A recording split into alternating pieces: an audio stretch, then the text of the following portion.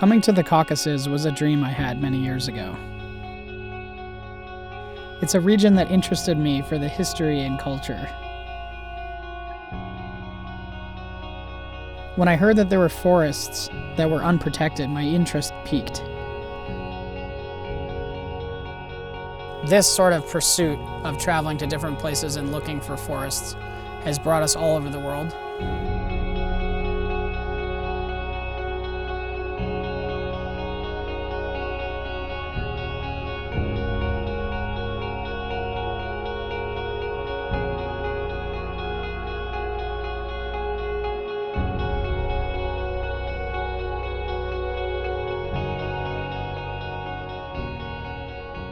This is an area we've never explored, and so it's pretty exciting to be here and to be kind of crawling through the forest and looking for interesting issues, interesting specimens, and ultimately addressing some of the conservation issues that these forests face. So our program at Cornell is pretty dedicated to both educating other people to climb trees, but also exploring the vertical environment. It's kind of an unknown world. Compared to other fields of science, there's been very little research and effort placed into the canopy. Particularly these sort of obscure forests of the Caucasus, there hasn't been a lot of attention in canopy science there.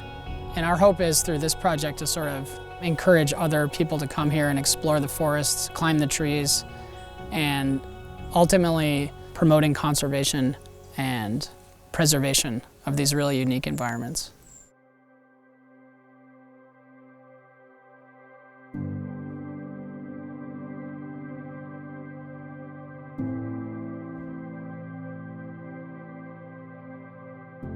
We got here and we started road trip adventuring around most of Georgia, climbing the trees that we found in the process. As far as finding the fir trees, we drove around on as many of the sort of really crummy mountain roads as we could,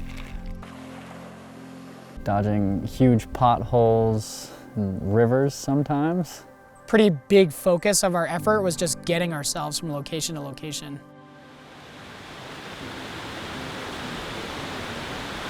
Look how much rain is coming down.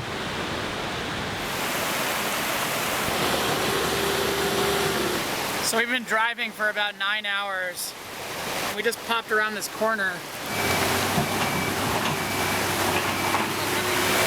The road has literally turned into a river. And I think we're not going to be able to continue down any further.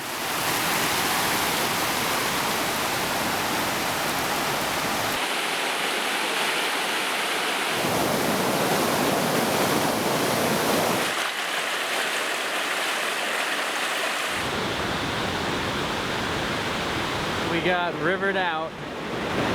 There is absolutely no way of safely crossing. It's pissing rain and the trail disappeared into a river.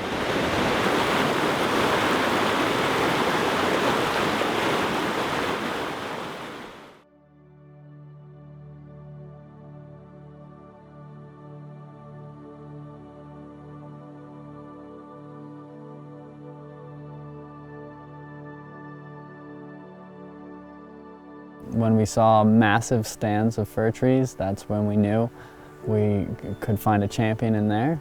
And then basically bushwhacking around until we got underneath the biggest tree we could find, and then trying to claw our way to the top of it.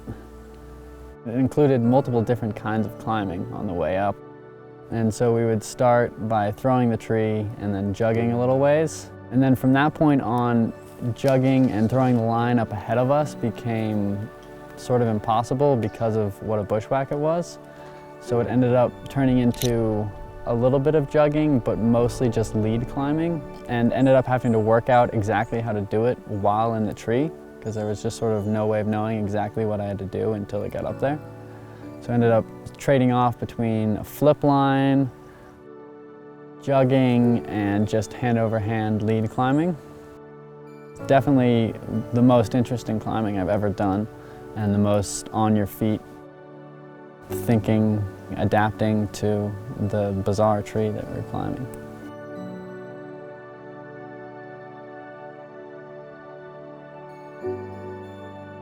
It ended up being the safest way to get up the tree, and also the most low-impact way to get up the tree, because we didn't use spikes or any of the other tools that they often use to try to make it easier.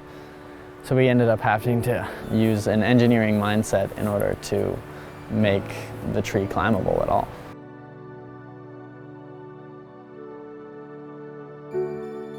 There's something really special about seeing Weston climb those champion trees. Just thinking about the ridiculous amount of effort and work that went to that one specific moment. But it's also a weird feeling. It's a weird feeling knowing that although we're the first people to climb it, we could very well be the last people to climb it.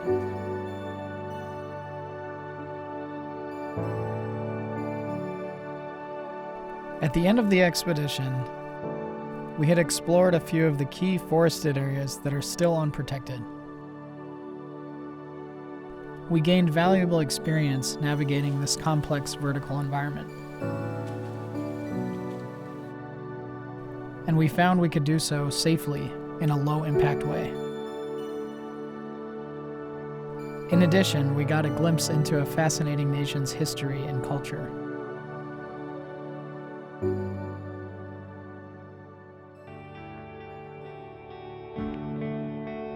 Now at home, it's back to the drawing board. With the basic feasibility study complete, we're in a good place now to begin developing a larger scale research effort with some of the contacts we made while overseas.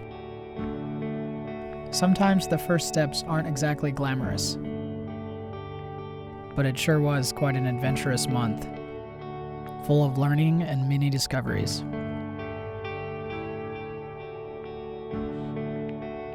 And for this opportunity to experience the world in this fashion, we're truly grateful.